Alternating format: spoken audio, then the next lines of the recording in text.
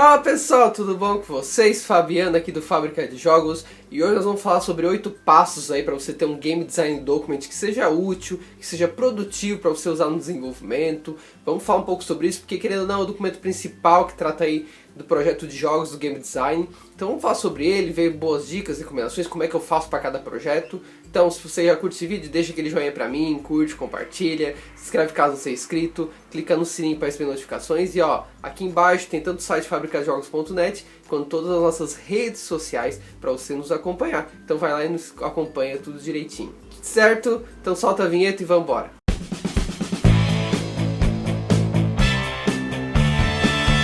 E com certeza quando você já começou um projeto, pela ausência do planejamento, você passou por alguns problemas que se caracterizam da seguinte forma, né? Uma falta de organização, e daí, meu Deus, e não se organiza, e não se entende. E aí, o que foi falado mesmo? O que aconteceu?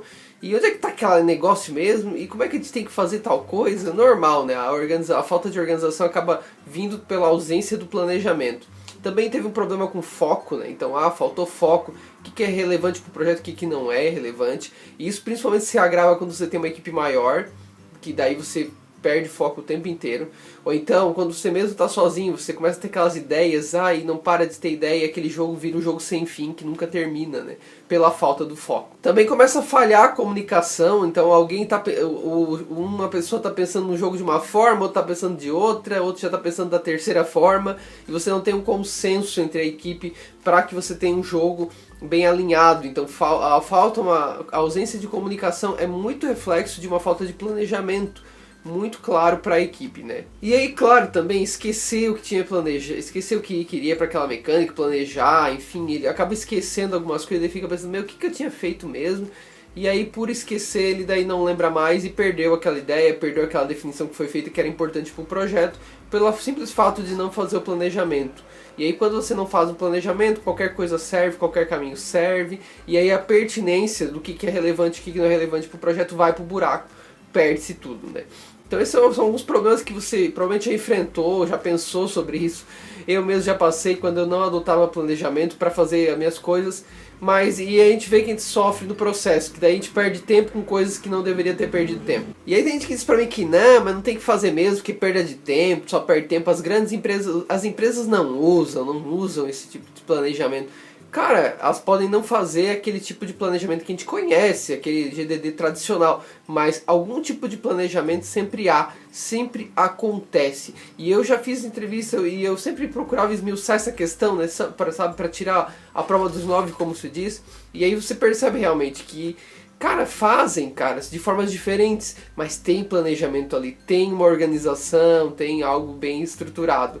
Não tem aquele documento formal, bonitão, cheio de coisa, mas tem alguma forma de planejar. Só que aí vem a outra questão também, que daí a gente entra nos problemas, né, que provavelmente você já deve ter se identificado também, é que a gente às vezes faz até um Game Design Document, que é o documento mais conhecido, o documento mais padrão que existe aí da indústria de games, mas a gente daí comete alguns problemas com ele, porque não o torna útil. E aí acontece algumas coisas do tipo, o documento não é atualizado sempre, não se mantém atualizado aquele documento, não se controla a versão desse documento, muitas vezes o documento é uma aventura para achar as coisas, você tem que, meu Deus, e onde é que eu tá tal coisa? Você se perde mais dentro do documento do que se não tivesse dentro dele, então isso é ruim também. Existe muito texto, muita coisa que não incentiva a pessoa a ler, ou então é difícil de acesso para conseguir ter acesso ao documento e fazer a leitura desse documento.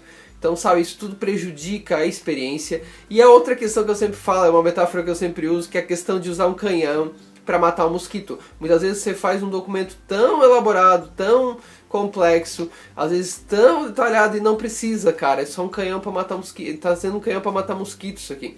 Pode ser mais simples, pode ser uma documentação de uma forma mais simples. Não precisa ser tão complexo assim. Então às vezes a gente acaba cometendo isso, a gente acaba exagerando tanto no processo e acaba cometendo alguns problemas.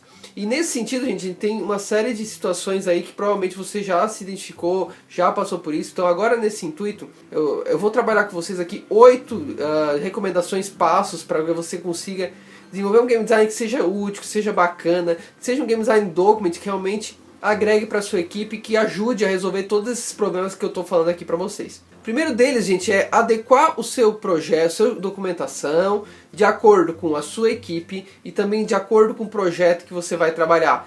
Porque primeiro vamos tratar de acordo com o projeto. Bem, quando eu tenho um projeto, por exemplo, de jogo mais simples, claro que o projeto vai ser mais simplificado, vai ser uma forma mais simples de fazer esse planejamento. E se você tem um AAA, você tem que adotar outras formas. Então é importante entender isso, gente, o porte do projeto, para ver a pertinência e ver que modelo que eu vou trabalhar mais adequado. Tem várias formas de a gente fazer isso. Tem às vezes um documento que é só uma folha, às vezes tu vai fazer um GDD mesmo, às vezes você vai adotar modelos mais visuais, como por exemplo um Canvas.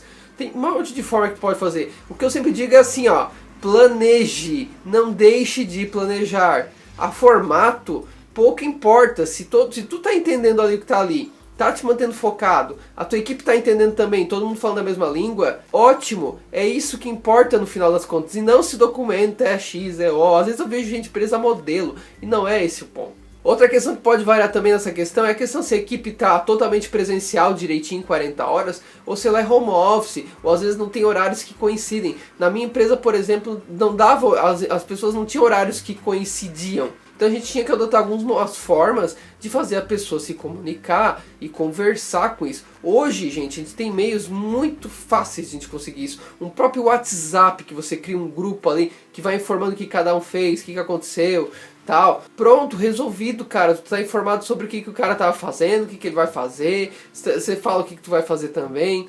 Ali já é um canal de comunicação único, que todo mundo já tem acesso e rápido, pronto. Existem ferramentas hoje como o Discord, por exemplo, que ele é ótimo para isso também. Você cria grupos, compartilha a tela. Você consegue ter uma divisão muito boa de tarefas. Então tudo isso é planejamento também? É planejamento também. Você está planejando, você está pensando na comunicação, você está pensando em todas as questões do teu escopo, está discutindo isso, inclusive.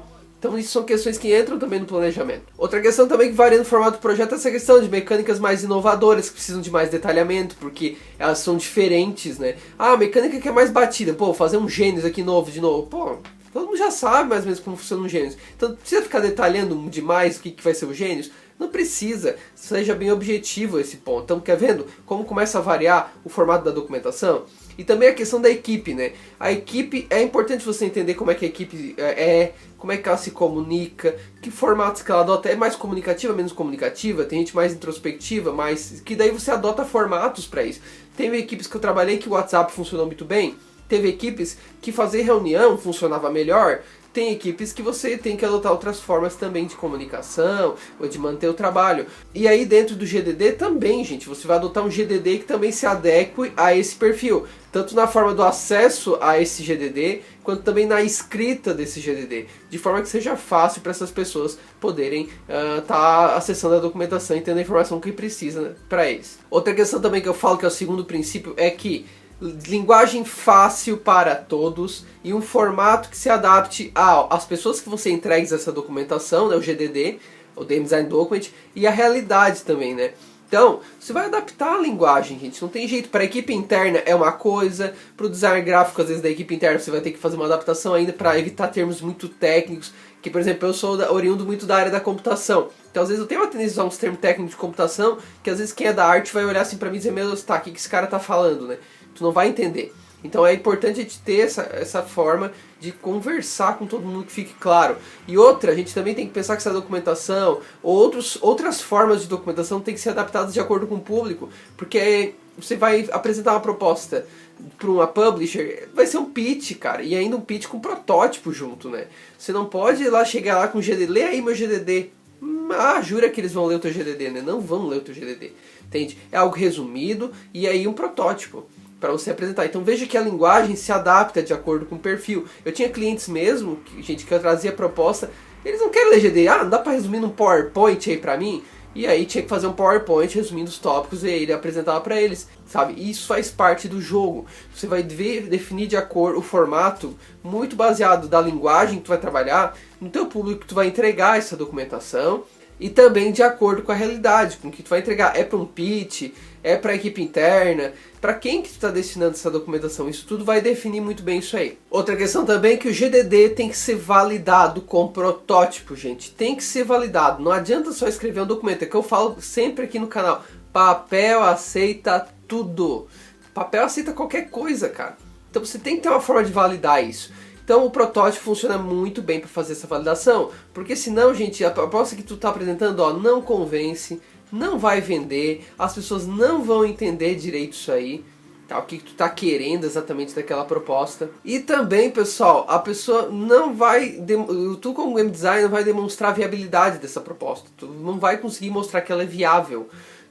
Então o protótipo é importante nesse sentido. Não adianta só fazer o GDD, tem que ter um protótipo que você consiga mostrar a validação do que tu está fazendo. Outro ponto também para um game design document muito útil e eficiente é também ter um documento que seja fácil de encontrar as informações que tu precisa. Então isso é fundamental, gente. Porque o teu documento de game design não pode ser uma coisa que... o mapa do tesouro, entendeu? O cara tem que mirar lá e achar o tesouro que o cara se perdeu no negócio. Fica muito complicado isso aí. Fica muito difícil, tu acaba dificultando o trabalho da pessoa para achar as documentações. E aí como é que eu posso resolver isso? Umas formas que eu conseguia fazer muito e que funcionava era sumarização, um documento bem sumarizado, com e-mails compartilháveis fáceis como o Google Drive, por exemplo, que rapidamente você recebe uma alteração, vê comentários ao lado, né? Isso ajuda muito também nessa organização, na sumarização, e também trabalhar com coisas mais objetivas, né? Não ficar aqueles textão gigante lá. Porque a maioria do pessoal dificilmente vai ler, cara. É brabo, cara. Fazer o pessoal ler documentação é um negócio que é difícil, cara. Então uma coisa que eu sempre usava aqui, formas rápidas, tabela, diagrama, imagem, tópicos, porque isso dá mais facilidade pro cara que vai fazer o seu game design document. Ele fica é mais rápido pra ele. Ele já rapidamente olhou ali, tá, a informação que eu precisava era essa, tá. Fechou. Então parta para a execução. E é importante também não deixar uma documentação escrita muito engessada, sabe? Aquela que quer dizer tudo até demais. Porque isso aí depois o próprio pessoal da arte pode interpretar e dizer, ah, tá, vamos fazer da minha forma. Tu tem que dar liberdade também pro pessoal. Um pouco de liberdade para eles poderem trabalhar trazer propostas também para você. Eu sempre trabalhei dessa linha, eu definia uma base e depois eu deixava na mão do artista e ia acompanhando. Porque senão também a gente acaba engessando demais e acaba ficando paralisado, porque a gente quer definir tudo. E, gente, a gente nunca vai conseguir definir tudo de verdade. Outra coisa muito importante é controlar as versões do que tu tá mexendo no teu GDD, no teu Game Design Document e manter atualizada a documentação. Porque tem gente que pega, faz o GDD a primeira vez, né? Geralmente faz tudo daí, né? Todo o GDD, que já tá errado, né? A gente vai falar sobre isso. E aí ainda deixa na gaveta enfiado lá e nunca mais pega, né? Então pra que tu fez isso aí, entendeu? Só pra dizer que fez um GDD? Pra quê? Qual a utilidade prática pra isso aí pra uma equipe, né? Nenhuma. Então, mantenha atualizado, mantenha vivo, lembre o pessoal ali dessa documentação. Uma coisa que eu sempre falo pro pessoal, mas o pessoal não quer olhar no documentação, que é mais fácil perguntar pro cara. Educa eles, educa o pessoal pra isso. Eu quando vinha falar comigo essas coisas, era coisa assim que tava na documentação dizendo, cara, tá lá no GDD. Ah, tá lá no GDD. Porque daí tu educa eles a ir lá buscar informação e se tornarem independentes de ti. É importante uma equipe ter independência, porque senão, já pensou? Tu cria uma equipe independente, aí tá, o Fabiano não tá lá no dia. Aí, daí, eu vou mandar um WhatsApp pro Fabiano pra saber. Vai saber se eu vou responder rapidamente na hora. Ali não, já tá ali, na mão. Pronto, não dependia de ninguém para saber o que precisava, entende? Então isso é importante, te educar também o pessoal para isso. Outra questão também é cuidar com a forma que tu escreve, da escrita técnica, daí eu tô falando, tá? Não é nem da linguagem de adaptar ao público, agora que eu falo, mas da escrita técnica, né? O Game Design Document é escrito em uma linguagem técnica, uma linguagem mais objetiva, uma linguagem que preza pela ausência de ambiguidade, né? Você não pode ter duplo sentido ali para confundir as pessoas. Então, foque nisso quando for fazer a documentação, tome esse cuidado, leia mais de uma vez, peça para alguém ler, dá uma olhada se está claro ali, deu para entender o que eu quis dizer aqui. Uma coisa que eu fazia muito quando eu estava explicando para alguém era assim, ó, tá, expliquei assim, fazia o desenho tal, entendesse, cara? Entendeu mesmo? Então me explica então com as tuas palavras o que eu acabei de dizer. E aí tu tinha a prova de realmente que a pessoa entendeu. Porque quando a pessoa não conseguisse entender, que ela ficou gaguejou e não entendeu. Não entendeu bulhufas o que eu falei. Vamos mudar a estratégia então. E às vezes ela entendeu, mas entendeu do jeito dela, entendeu? Aí tu vai ver depois a realização. Não, mas não é isso que eu pedi, mas da forma que ela entendeu, era o que ela queria. Então eu tenho que tomar esses cuidados, gente, é muito importante isso, principalmente quando lida com a equipe. Outra questão também para ter um Game Design Document útil, que tenha relevância, que seja importante, que agregue para o teu desenvolvimento, é que faça ele em partes e não faça ele todo para depois implementar. Isso é um erro, cara, é um erro que o pessoal comete, sabe assim. faz todo o GDD para depois implementar. Cara, é o maior erro que tu faz da tua vida. É querer fazer isso. Só vai passar retrabalho, só vai passar raiva. Mas claro, faça em pedaços, pessoal, se tu fez um planejamento geral antes. Se você fez um high concept. Se você definiu a linha guia que você pensa do todo do teu projeto. Porque se você não fez essa linha guia aí do todo do projeto, que geralmente sim, isso é encontrado no high concept, esquece daí de querer fazer GDD em partes, porque daí tu vai fazer nhaca, vai fazer problema, vai trazer problemas. Porque como tu não tem uma visão do todo e tá querendo criar os pedaços agora, tu vai fazer o tal do Frankenstein que eu falo. Vai ter pedaço que não vai ter ligação com nada. Eu nunca esqueço de um projeto que eu trabalhei que tava numa reunião por falta disso, falta de uma questão de, primeiro de desenvolver documentação, mas primeiro também por não fazer isso gradativo também, depois no momento por não fazer gradativo. E aí começava a ter umas discussões de coisas assim que eu falava, tá, mas por que vai botar um cachorro nesse jogo? Não tem nada a ver com o negócio, cachorro, entende? Mas aí eu tinha essa visão do todo, e aí fui elaborada essa visão do todo. Aí você consegue dizer, pera lá, cachorro aqui, por que tem a ver cachorro aqui nessa história? E aí você consegue balizar e ver o que é relevante e o que não é. Então, o GDD, gente, é importante que ele seja feito em partes. Ninguém vai fazer um GDD inteiro para depois descobrir que não deu certo. Você vai fazer ele em partes. Mas desde que você faça um planejamento geral do todo, do que você quer como um todo do jogo, antes. Se você fizer isso, perfeito, faz GDD em pedacinhos, ó. Vai lá, executa, vê o que acontece. Vai lá e faz mais um pedaço, executa, atualiza nesse processo aí também. E aí no final, você vai ter um GDD pronto, todinho pronto, claro. Aí tem gente que às vezes olha as minhas documentações que eu passo como exemplo e diz assim, meu Deus, o Fabiano fez tudo isso, mas se eu for fazer tudo isso na documentação, eu não vou fazer. Mas claro, eu não fiz tudo isso de cara também não. Isso é uma construção ao longo do tempo. Você pode ver pelas minhas atualizações ali de versão, você vai ver, acresci tal coisa em tal dia, modifiquei tal coisa tal dia, acresci tal coisa em tal dia. Não é fiz tudo, depois acrescentei. Entende? É isso que o pessoal tem que entender, cara. Não vai fazer tudo de uma vez, você vai construindo, é uma construção gradativa. Mas de novo, fez a visão geral do que tu quer como um todo do jogo? Se fez, ok. Se não, vai ser tiro no pé. E a oitava recomendação que eu queria falar pra vocês é aquela que o seu trabalho como game designer não acaba no GDD. Tem gente que acha isso, sabe? Principalmente quem tá começando na área. Ah, eu fiz o GDD, acabou o meu serviço de game designer. Agora eu posso botar aqui a mão nas costas e ficar só vadiando, não fazendo nada. Ilusão, tá? Você vai ter que fazer teste, vai ter que fazer balanceamento, você vai ter que acompanhar o projeto se o proposto está sendo realizado, fazer protótipos, vai ter que testar com usuários também, não só o teste interno, testes com usuário, acompanhar esse processo. Você vai também, muitas vezes, dependendo do tamanho da sua equipe, contribuir com outras atividades, porque às vezes, pô, eu sou um cara que sou artista também, pô, eu posso contribuir lá na arte então com alguma coisa para ajudar o artista, ou na programação, ou em outras áreas também, por que não, né? Eu acho que isso faz parte também de ajudar a equipe, né? O resultado do jogo ali é de todos. Se todo mundo o jogo for bem, todo mundo vai bem. Então, esse é o espírito de equipe também. E quem acha que game design é isso, quer ficar lá só, né? Uhul, uhul, né? Vai nada, cara, tu vai se dar mal, tá? Se tu tá pensando que game design é isso, tá muito enganado, cara. Tem que melhorar essa visão aí. Eu como game designer nunca fiquei parado, gente. Eu sempre estava em contato com alguma coisa, contatando cliente, estava fazendo melhoria na documentação, estava acompanhando o processo, estava tirando dúvida, estava elaborando protótipo. Eu sempre estava em função do processo para melhorar a experiência, sempre. Tu não para, cara, balanceando e por aí vai.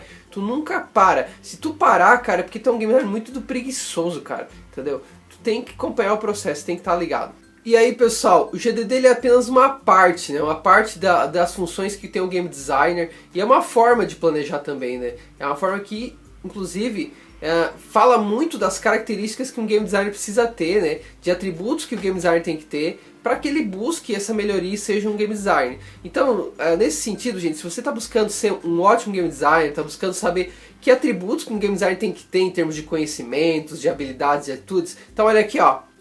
Eu estou deixando para vocês aqui embaixo um link com o meu novo e-book que eu estou inaugurando aqui para vocês, que é exatamente isso, 18 atributos para você ser um ótimo game designer. Esse livro aí trata tanto de conhecimentos, de habilidades e atitudes, para que você seja um game designer melhor e procure essas melhorias para quando for trabalhar no seu projeto de game. Então deixando aqui para vocês, vai lá e baixa de graça, tem que só fazer ali um cadastro bem simples de e-mail e nome e rapidamente você já recebe ali para download o livro, o e-book, para que você vá lá. Não falei que ia ter novidades no Fábrica? Então uma dessas é os e-books aí, esse é o primeiro de muitos, né, como se diz aí. Então ó, tá aqui embaixo na descrição do vídeo, vai lá e baixa e saiba mais sobre essas competências que o game design precisa ter, que atributos que ele precisa ter realmente para melhorar e ser cada vez melhor. Então é isso, pessoal. Esse é o vídeo aí que a gente falou sobre 8 passos para que tenha um game design document que seja bom, que seja útil, que seja eficiente, que seja próprio para a gente ajudar no nosso projeto e não atrapalhar o nosso projeto, não é verdade? A gente quer que no final ajude o processo. Então é isso que a gente busca e é isso que eu falei aqui para vocês hoje, trazendo algumas formas de você pensar nisso. Se você gostou do vídeo, ó, dá aquele joinha pra mim, curte, compartilha, se inscreve caso não seja inscrito, clica no sininho e ó, vem aqui embaixo que tem o site do fabricadejogos.net e todas as nossas redes sociais que estão aqui abaixo para você ir lá e se inscrever e participar com a gente, saber todas as informações. Certo, gente? Então, ó, tchau pra vocês e até o próximo vídeo aqui no canal do Fábrica de Jogos.